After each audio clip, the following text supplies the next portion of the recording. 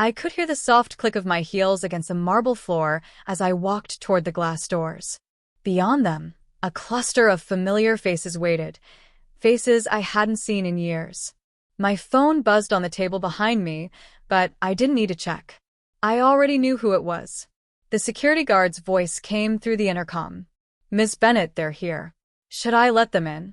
I paused, one hand on the sleek brass handle, and let out a breath I didn't realize I'd been holding. The air in my private gallery smelled faintly of lilies, fresh arrangements I had chosen that morning. I had been preparing for tonight for months, curating every piece of art, every sip of wine, every corner of this space. But I hadn't prepared for them. The last time I invited them somewhere, they refused. Politely, cruelly, definitively. I could still feel the sting of that email. "We're proud of you, but we just can't make it. Maybe next time." There had never been a next time. And now here they were, standing on the other side of my locked doors, waiting for my approval. I smoothed the silk of my navy blouse, straightened my posture, and allowed the tiniest smirk to touch my lips. "They can wait," I told the guard, my voice calm, steady. "Let them see what it feels like." Because tonight, entry was on my terms. I was 22 the last time I begged them to come. It was the biggest night of my life, my very first gallery show. Not a real gallery, of course, just a tiny rented room above a coffee shop with whitewashed walls and cheap track lighting. But to me, it was everything.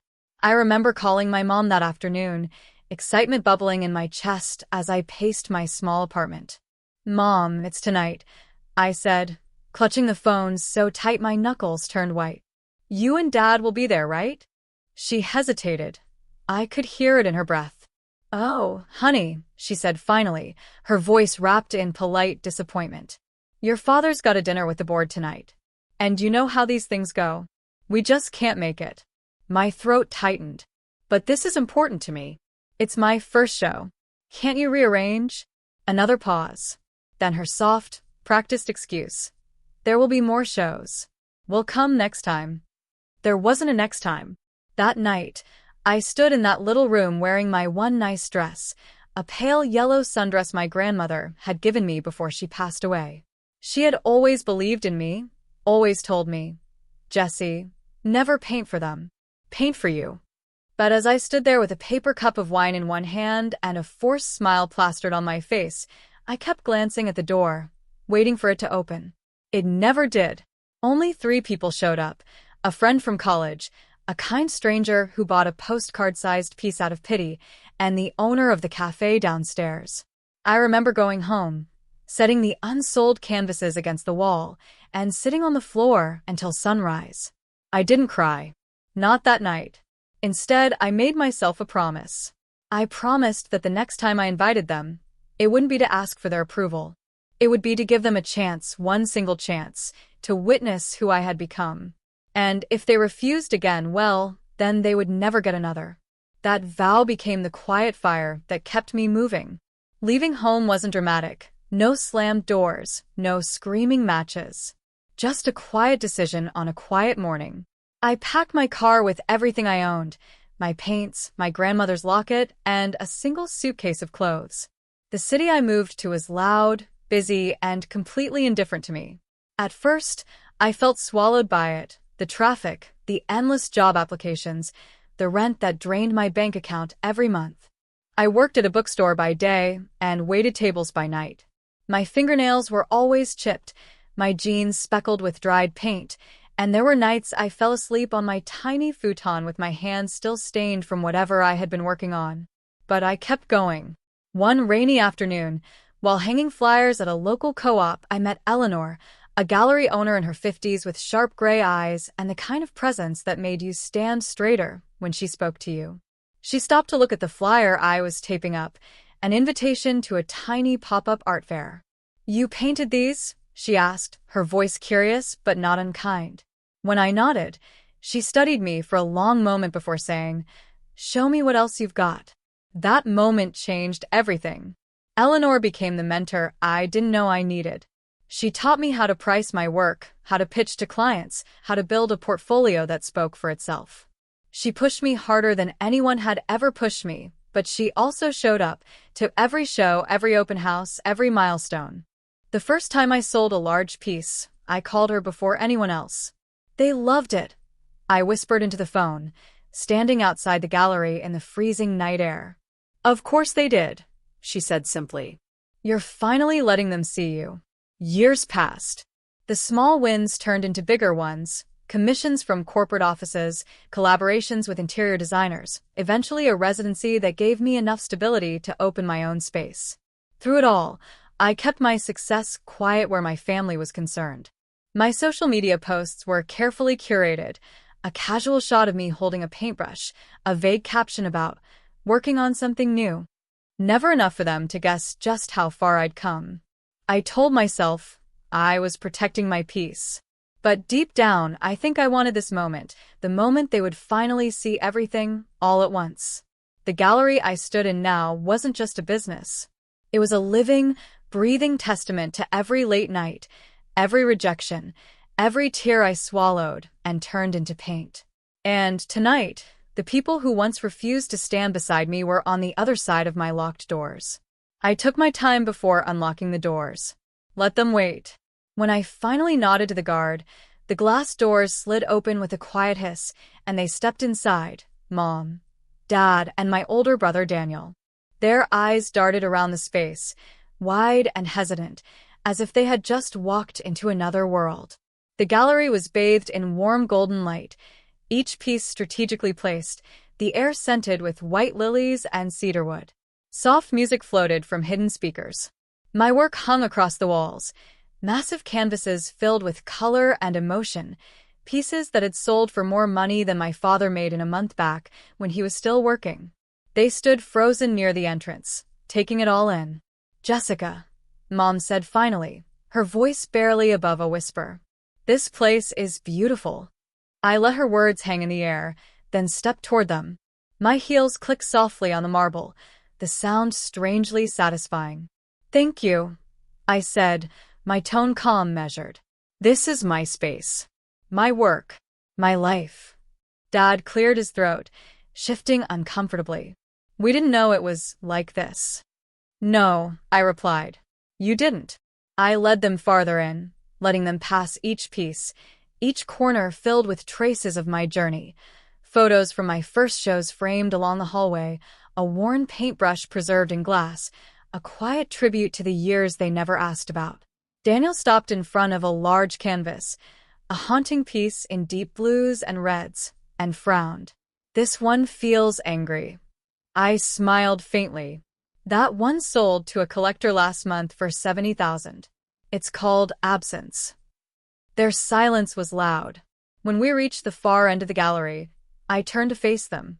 This is the part where you expect me to thank you, I said softly, for showing up tonight, for finally being here. Mom's eyes shimmered, but she didn't speak. I used to think I needed you here to feel like I mattered, I continued, my voice steady but firm. That first night you refused my invitation, I stood in a half-empty room and told myself it didn't hurt. But it did. It hurt so badly, it nearly broke me. I gestured around us. All of this, is what I built from that hurt, from that silence. I worked, I fought, I bled for this. And I did it without you. Dad swallowed hard, guilt flickering across his face. Jessica, we should have been there. We were wrong. Yes, I said simply. You were. For a long moment, no one spoke. The only sound was the soft hum of the gallery lights. Finally, Mom stepped forward. We want to be part of your life now, she said. If you'll let us. I studied her face, older now, softer around the edges, and felt a strange, bittersweet calm settle over me. This was the moment I had been waiting for, the moment I had dreamed of when I sat alone in that tiny apartment years ago. And for the first time, I realized I had the power to decide. I let the silence stretch a little longer before I spoke.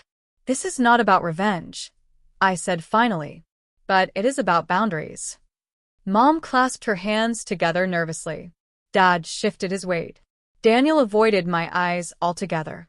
I built this life piece by piece, I continued, and every piece cost me something: sleep, comfort, friends I lost along the way. I will not let anyone walk back into it casually, not even you. I moved toward the small table near the window and picked up my grandmother's locket, running my thumb over the worn gold surface. Grandma told me once that respect isn't given, it's earned. Tonight, if you want to stay, you're going to have to earn your way back into my life. Their faces registered surprise, but none of them spoke. My terms are simple, I said, my tone even but unflinching. First, honesty. No more polite lies, no more brushing me off because it's inconvenient to care. If you don't mean it, don't say it. Mom nodded quickly, tears threatening to spill. Second, support. That means showing up. Not just for my art openings, but for me. No more disappearing when things get uncomfortable. Daniel finally looked up, guilt written across his face. And third, respect my independence. I am not the girl you left standing in an empty room. I'm not asking for approval anymore. I'm telling you who I am. If you can't respect that, the doors stay closed. Dad took a deep breath, his voice low. We can do that. Words are easy, I replied. Prove it. This isn't a one-night pass into my life. It's an ongoing choice, and if you want to be here, you have to keep choosing it. I gestured toward the door. If any of this feels too hard, you're free to leave now. No grudges. But if you stay under my terms. No one moved. Finally, Mom reached for my hand, her touch tentative. We'll stay, she whispered. We'll do better. Something inside me softened. Just enough. I squeezed her hand, then let go. Good, I said, turning toward the main room where guests were beginning to arrive. Then welcome. But remember, tonight is a privilege, not a right.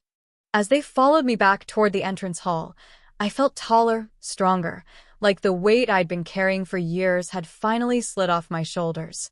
For the first time, I wasn't the one asking to be let in. The night flowed differently after that. Guests filled the gallery, voices warm and animated as they admired the pieces on display. I watched from across the room as my parents wandered slowly through the space again, this time not just looking, but seeing.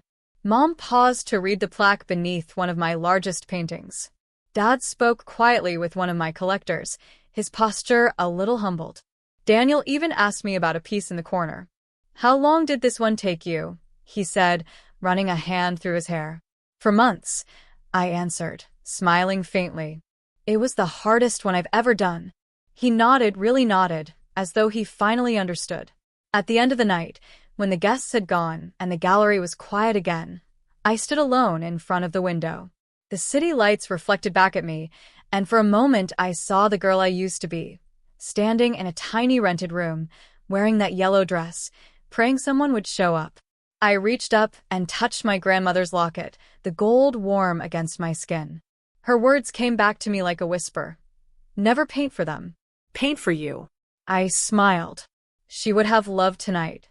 Behind me, I heard Mom's voice.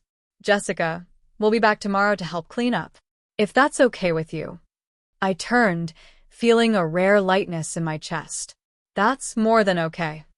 They left quietly, promising to call in the morning. And as the doors clicked shut behind them, I exhaled a deep, steady breath. This space was mine. My life was mine. And now, for the first time, the people I once begged to show up would have to choose to stay, over and over again. I looked around at the room one last time before turning off the lights. They refused my invite once. I whispered into the stillness, a small, satisfied smile curving my lips. Now they can't enter without my approval. And it felt exactly right.